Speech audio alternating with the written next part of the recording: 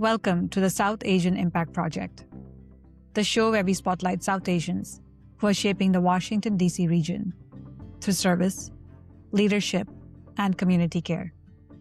I'm your host, Vidhi Bansali. Today's episode is one that hits at the heart of what this podcast is all about. My guest, Mayur Mody, is the founder and executive director of the American Diversity Group, an organization that has quietly transformed healthcare access for thousands of immigrants, seniors, refugees, and underserved families across Maryland. What makes Mayur's story so compelling is that it didn't start with a big grant or a flashy launch. It started with a single moment, meeting a man on an evening walk who was being pushed out of his home because his family couldn't afford his medical care. That moment opened Mayur's eyes to a truth many of us never see. People aren't falling through the cracks because they don't care about their health. They're falling through because the system is too complex, too expensive, and too intimidating to navigate. From that moment, Mayur built ADG, or American Diversity Group, from the ground up, one health camp at a time.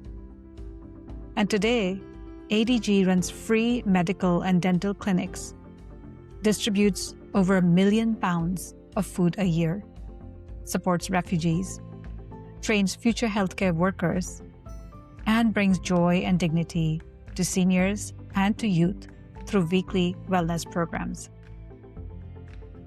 And here's why this episode matters even if you're not in healthcare.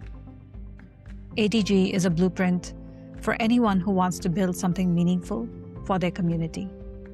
It's a masterclass in trust, collaboration, and meeting people where they are. Before we dive in, here's a moment from Mayur that captures the heart of his journey. I was just walking down on a evening walk and came across this person who was actually crying and came that his son is trying to keep him out of the house. The reason is that his son cannot afford the insurance and his healthcare was getting bad. And this is the general story of the community, that people have no insurance, and this is what happens sometimes. Nothing is being done for the uninsured population, and that just motivated me to see how that could be supporting this gentleman, and then started with some kind of a healthcare system. Join us for the full episode.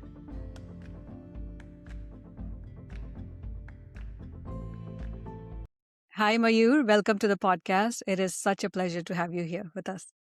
Thank you so much, Vidhi, for inviting me. Yeah, you've built something very special with American Diversity Group, ADG, as we'll call it in this podcast. And I know your story, but our listeners who may not have met you yet, so please, maybe in your own words, if you could tell us who you are and what you do. Okay. Well, again, my name is Mayur Mody. I am currently serving as the executive director and founding leader of American Diversity Group. My professional background is in health information management, and for over a decade, I have worked with healthcare systems, community organizations, and safety net clinics across Maryland and DMV region. Earlier in my career, I worked in medical administration at a large healthcare institution like Georgetown Hospital in DC, and then with Holy Cross Hospital in Silver Spring, and then later on in Germantown as well. Those roles gave me like a deep understanding of how healthcare systems operate, but more importantly, they showed me where the patients, especially immigrants and underserved communities, often fall through the cracks. So the experience became the foundation for my work. In 2013, founded the American Diversity Group to address those gaps by bringing healthcare, education, essential services directly in the community What started with small health fairs has grown into a multifaceted organization operating the medical and the dental clinics, distributing millions of pounds of food, administering vaccines, supporting the refugees, providing the culturally responsive health education. I am also the board member of University of Maryland in the cancer research program, and also with the nurse practitioners of University of Maryland. In that role, I advocate community informed approaches to cancer prevention, education, and care, ensuring the equity and the access remains central to how institutions engage and diverse population. All the core of everything I do is simple belief of healthcare should be accessible, understandable, and it's rooted in the trust. Like my work is really about building bridges between communities and systems, between information, action, between need and care. That's such a powerful foundation, Mayur. What really stands out is how your career, it wasn't just about understanding the systems, it was also noticing who those systems weren't reaching, where the gaps were, right? And Right. the way you describe building bridges between communities and institutions feels so intentional. But of course, as with every journey, there are challenges. And I'm curious, what were, when you were just starting out, what felt the hardest? Okay. One of the biggest challenges early on was simply learning how to navigate a system that was designed with immigrant in mind. As a first generation, there was cultural, professional, and even unspoken expectation that I had to learn along the way. Things are taught in the classrooms. And working in medical education, I was often in high pressure environments with limited resources. Balancing efficiency and empathy was difficult. And especially when I could see patients struggling with language barriers, a lack of insurance, or fear of healthcare system. There were moments when I wanted to do more, but felt constrained by my role. And another struggle was the credibility. Earlier in my career, it took time for getting the trust to show that my perspective shared by lived experience, shared value, rather than being seen as a limitation. Mhm. Perhaps the hardest part was emotional. Watching people face preventable health issues because they didn't understand the system, couldn't access care was frustrating and heavy. But that struggle ultimately became clarity. It pushed me to think beyond my job description and motivated to find ways to create change outside traditional structures. And let me tell you that this was actually person from our country, from India, who came to our United States, and I was just walking down on a evening walk and came across this person who was actually crying and came that his son is trying to keep him out of the house. The reason is that his son cannot afford the insurance and his healthcare was getting bad. This is the general story of the community, that people have no insurance, and this is what happens sometimes. Nothing is being done for the uninsured population, and that just motivated me to see how that could be supporting this gentleman, and then started with some kind of a healthcare system that would help the community. That's such a touching story. It really tugs at your heartstrings, right? And thank you also for naming your struggles so openly. It's easy to look at where you are today and forget how much resilience it takes to get there. And the emotional weight you described, seeing preventable stuff, health issues up close, that's something that really stays with people. And it clearly shaped your purpose. As you were, I think you mentioned, was that basically a turning point of you getting into community work? And maybe you could talk about how that led you getting involved with some of the health, some and so on that you started. So the turning point came when I realized that many of the challenges I was seeing in the healthcare weren't about the lack of services, but they were lack of access, trust, and understanding.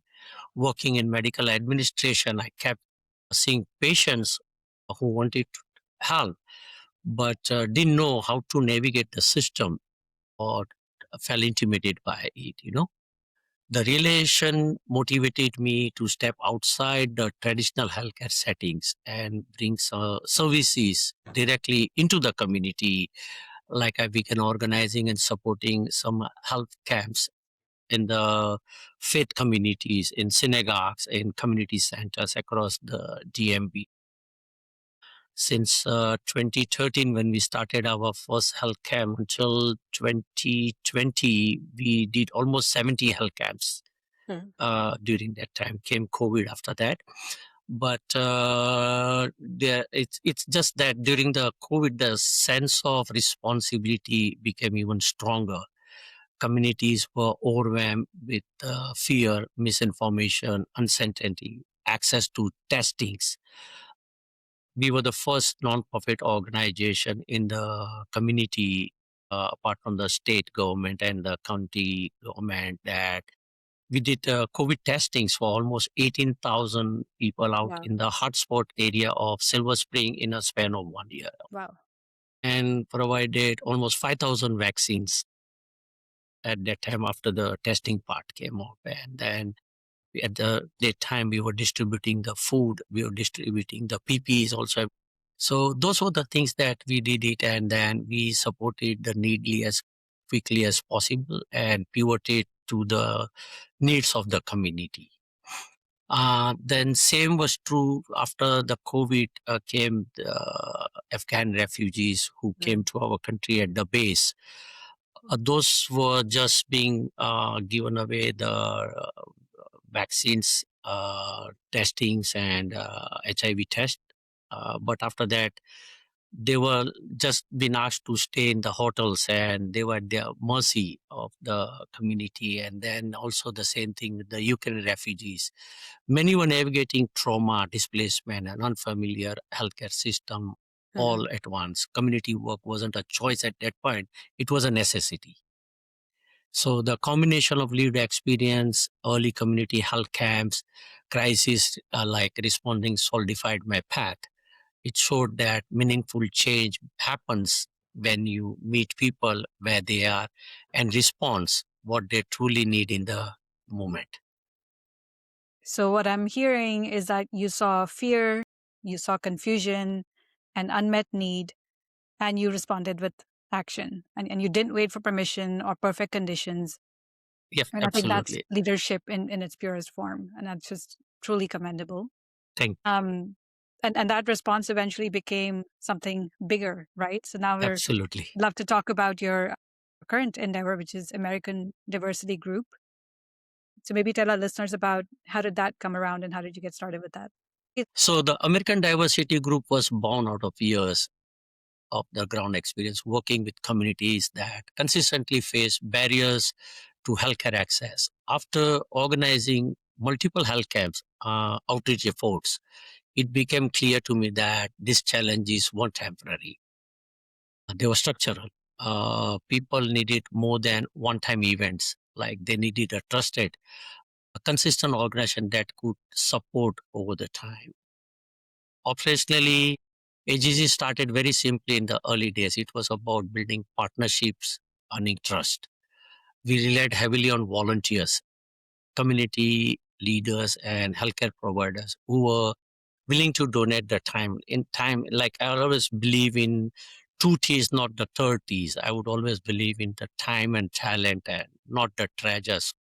When we ask the people out in the community, it's the time and talent and not the treasure. That will come automatically, the treasure, but it's just the time. So we got that part and we worked out a shared spaces, focus on small number of programs, prioritize doing things reportedly rather than quickly, I would say. Healthcare is regulated, and that was one of the biggest obstacle early on.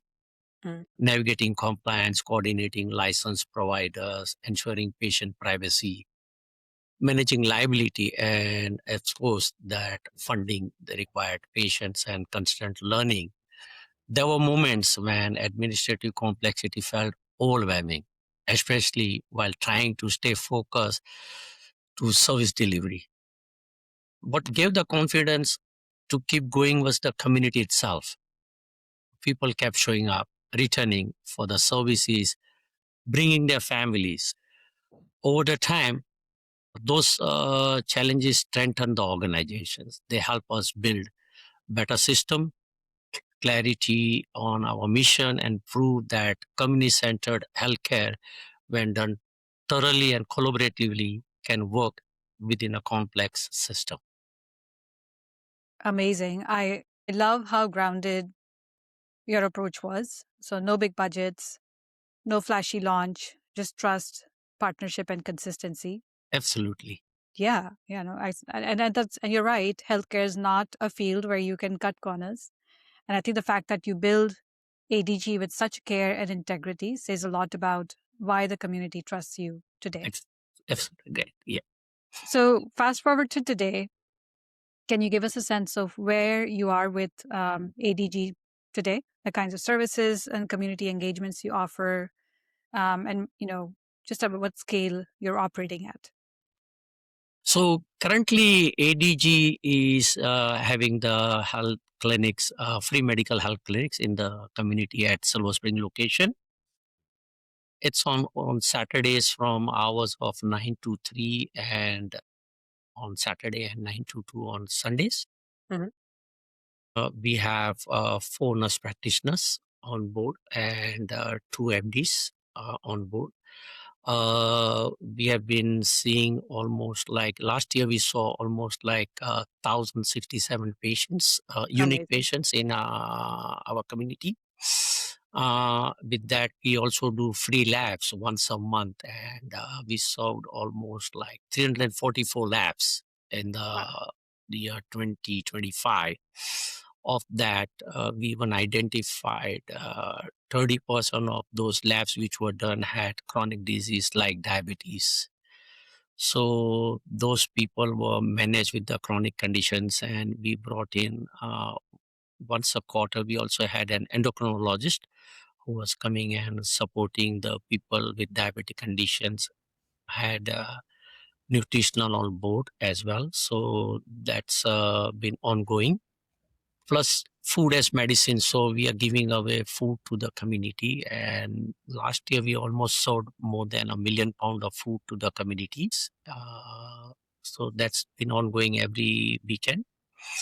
Over and above is the workforce development. We have it like we have got so far currently in our chapter, we have got almost 19 students who are from pre-med school at University of MD and Towson and other institutions. And also we have collaborated with University of MD nurse practitioners, where the nurse practitioners in their final year are coming to get their clinical hours at ADG clinic. So far, we had got almost 26 students. They have been coming to our clinic, and again, it's been ongoing program. And we are also trying to now collaborate with Towson University and Hopkins as well. Along with that, we also have our Desi Senior Coffee Club, where we have almost every Saturdays, almost around 100 seniors coming to our with the transportation that's provided by ADG, and they come for 4 hours of their program. Starts with the yoga. After yoga, they have breakfast. Half an hour program for any kind of healthcare education, finance education, digital literacy, then followed by some entertainment programs. We have for almost 30-40 minutes, followed by lunch. So it's an ongoing program. We have seen people with Parkinson's and dementias who are coming to our Senior Desi Coffee Club.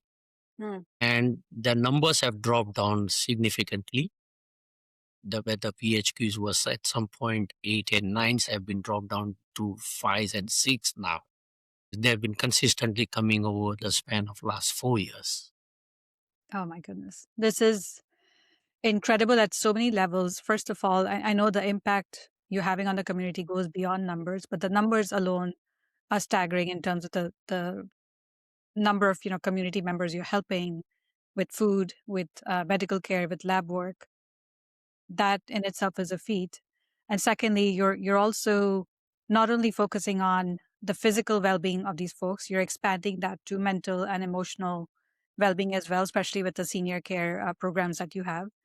And lastly, I mean, you've spanned the entire lifespan, right? So right from young youth medical programs or youth wellness programs to helping young medical students hit their ambition while making a difference, to now taking it to the senior citizens of our communities. That's just truly commendable on many Thank different levels. So thank you thank for you. that. Um, and so you've had this through this whole fantastic journey. Have there been specific moments, memorable moments that stuck out for you and made you go, yes, this is why I do this?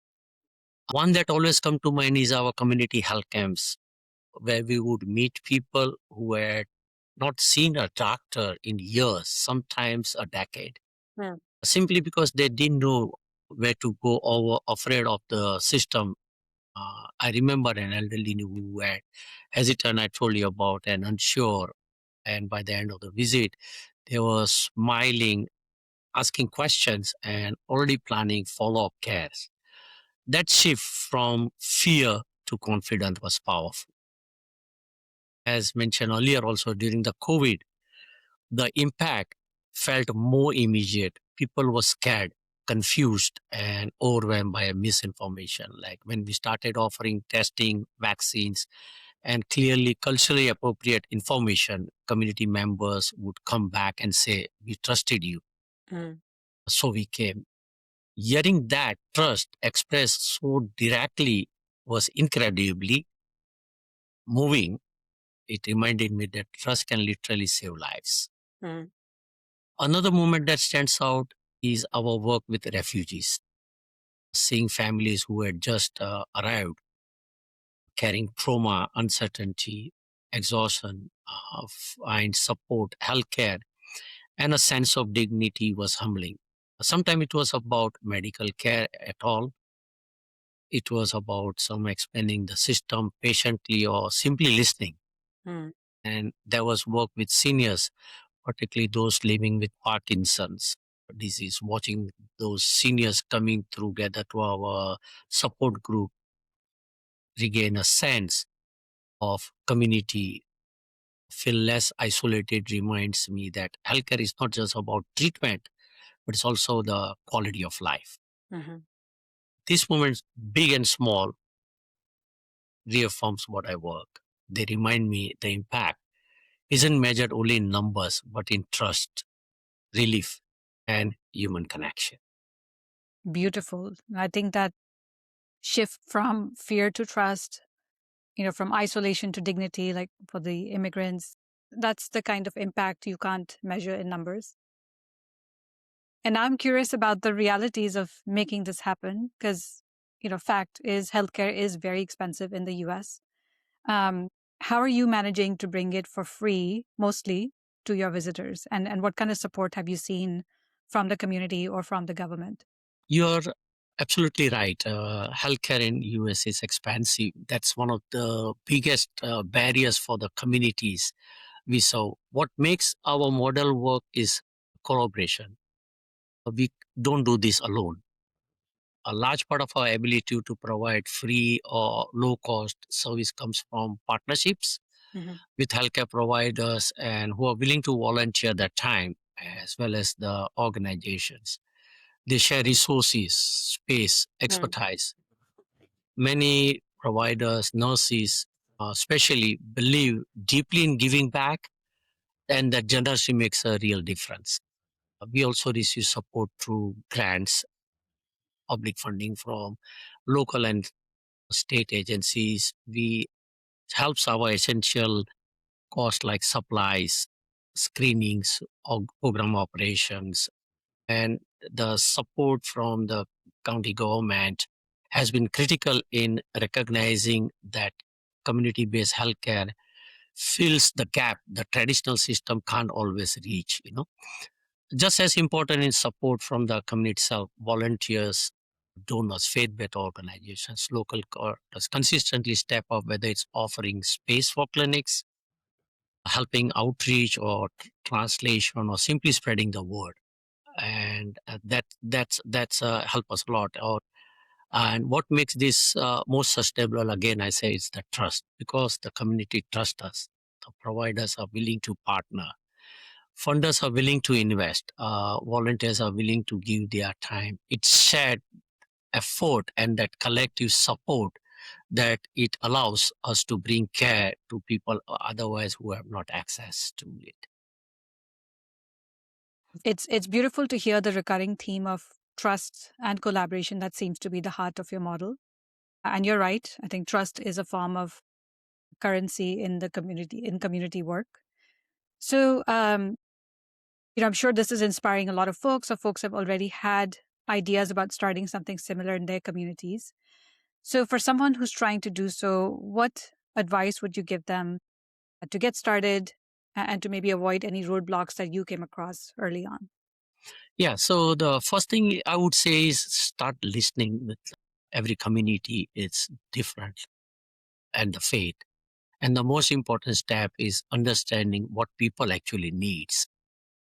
They need spend time in the community, talk to residents, faith leaders, seniors, youth, caregivers. As I again always mentioned, trust is always the foundation of everything.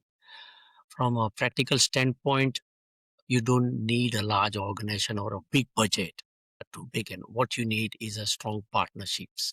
Hmm. Local healthcare providers, they have in their congregation, like community organization, volunteer support who believe in the mission. Even small or vendor initiative like health camps that or educational workshop that can create meaningful impact if they are done consistently and responsibly.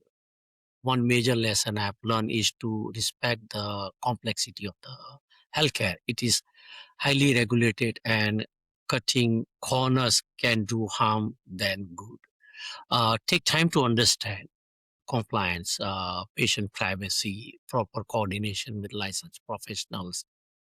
Doing the things the right way builds credibility and sustainability.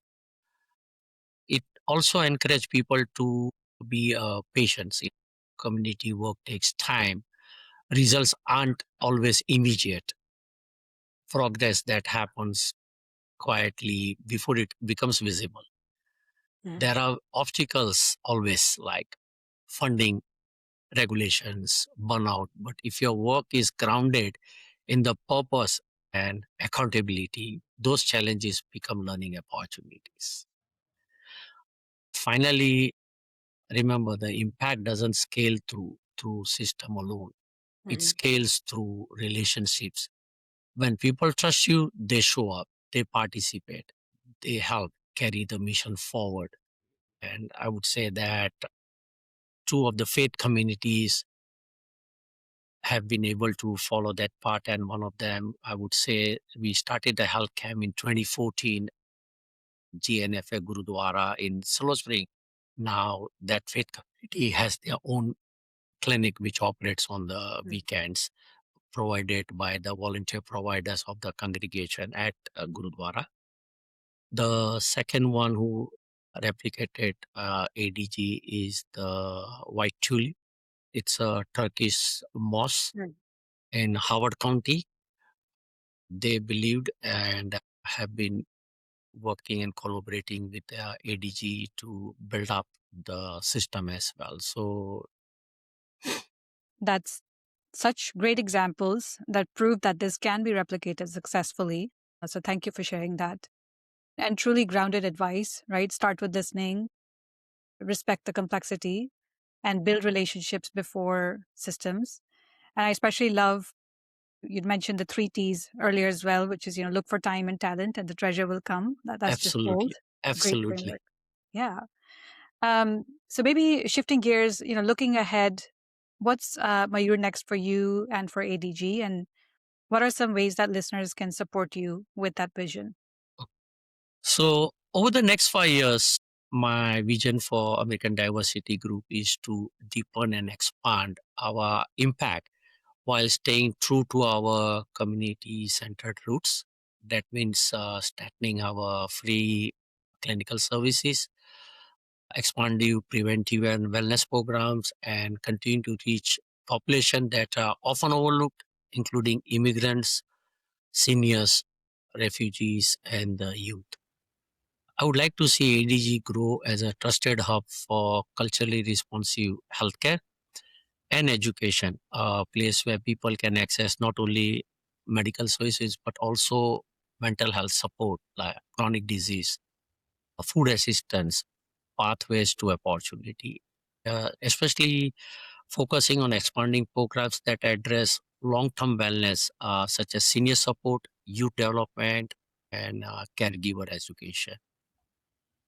At the same time, growth isn't such much about the scale, it's about sustainability and quality.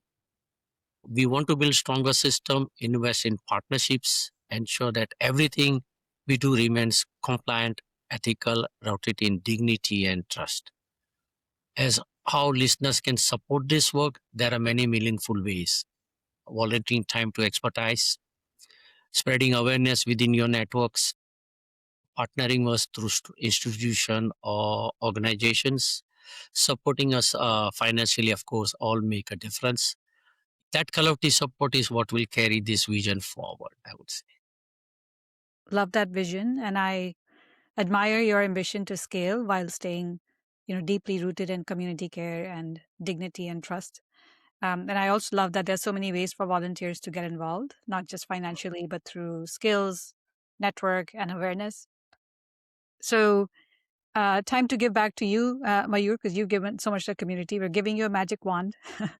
So, if you had a magic wand, how would you redesign maybe one part of the U.S. healthcare system? Uh, if I had a magic wand, the first thing I would redesign is how people access care, especially at the entry point. The system is incredibly complex, and even for people who work in healthcare, for immigrants, seniors, anyone facing language or cultural barrier, it can also feel impossible to navigate. I would create a system where navigation and health literacy are built in from the start, where every person has access to culturally and linguistically appropriate guidance that helps from understand their options, their rights, the care, the care pathway, I would say. It also shifts the focus from reactive care to preventive community-based care. Too often we wait until someone is sick in crisis before being helping them. If we invested more in prevention, education, and trusted community partnership, we could reduce cost, improve outcome, and ease the burden on the hospitals. Ultimately, I would design a healthcare to be more human, less transactional, more relations like a system that sees people not in cases or number but as individuals with unique backgrounds, experiences, and need. The kind of system would not only be more equitable, it would be more effective. I love that because even as someone who doesn't have a language barrier, I find it incredibly complex and hard to navigate healthcare for my own self. And so I can only feel the plight of those who have that language barrier and the cultural barrier. So, Love that vision. And these are not, they don't sound like very flashy reforms. You're talking about just basic navigation, literacy, and humanity based approach. And so hopefully we'll manifest it for you here. great. So coming back to you, Mayur, quickly, but how do you do it all? You obviously you have a full time job as well. You're running the clinic, you're running all these programs, and then you also have your family life. Abs- Yes, how do you balance it? uh, Honestly, I don't do at all. I think that's important place to start. What makes this work possible is recognize you don't have to carry everything alone. Community work, just like life, it's about shared efforts.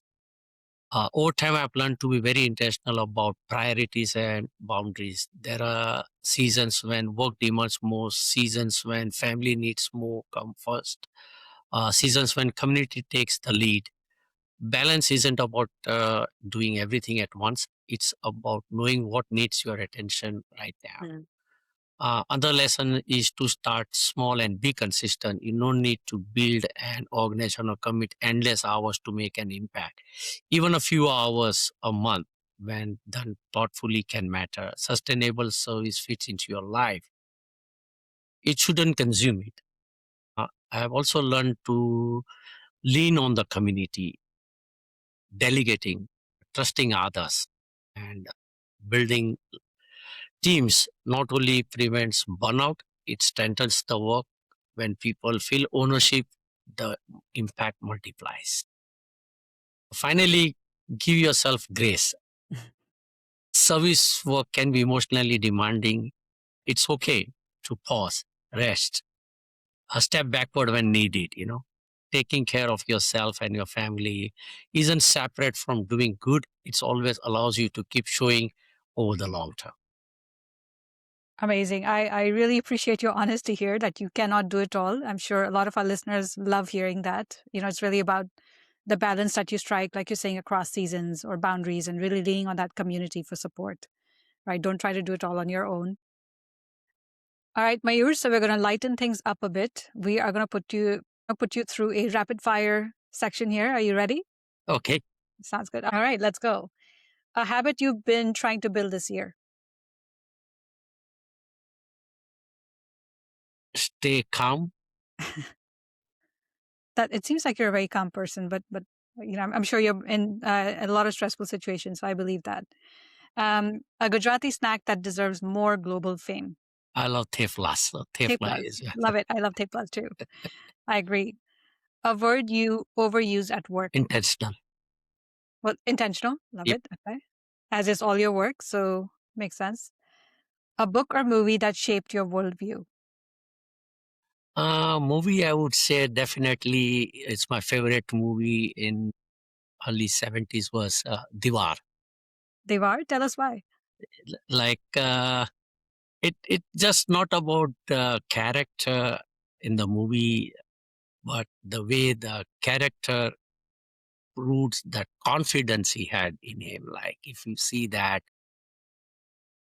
the coin that was being tossed at him while he was polishing someone's shoes, and even that part, the way he asked the question to give the coin on the hand, and he was showing that kind of that confidence he had, and the person said that this person will become something. It's the confidence, the way the things that it came up and brought to that level, without any support. That's why it was just like us, like it was like a one-man army, and we build up this ADG now. Love it. I'm going to go back and rewatch that movie, but I'll also manifest for you here, Mayur. If Amitabh Bachchan ji, if you're listening, just know that it really inspired Mayur to do amazing work. And it'd be great if you could put in a word or two about ADG. That'd be awesome. All right. So, last question. The 3 annual health tests that folks must get done at a minimum. Definitely, I would say diabetes, cholesterol, and lately, I would also say that they would work on mental health as well. I like it. I think it's about time we give that mental health its due attention as well. Absolutely. Well, that was fun. Thank you so much. Very revealing of both your values as well as your humor. So thank you for indulging us. So to wrap up, Mayur, I'd love to hear about what is the legacy that you hope to leave behind through all the work you're doing. Oh, I hope the legacy I leave behind is one of the trust, dignity, and possibility. If people remember there was an organization, a person who genuinely showed up for the community, listen without judgment, work to make system feel more human, then I think that's meaningful. I don't measure legacy by titles, or programs alone. I measure by whether people felt seen, whether barriers were lowered, whether someone found confidence or support. I also hope the work continues beyond me. The American Diversity Group remains a place where community comes first. Ultimately, it's the next generation believes the service is possible alongside professional life, that change can start locally, and then I will that have done something worthwhile. Love it. That's a beautiful way to think about legacy, not as accomplishments, but as moments of dignity and trust that you've created. Very inspiring. Thank you for sharing that. Thank And Mayur, I really want to thank you for being with us. Thank you so much for your time, your heart, and your leadership. This conversation has truly been a gift for us. And to our listeners, if this has moved you, if you'd like to get involved, all details are available in the show notes. So please be sure to check it out. Thank you again, Mayur. Thank you so much.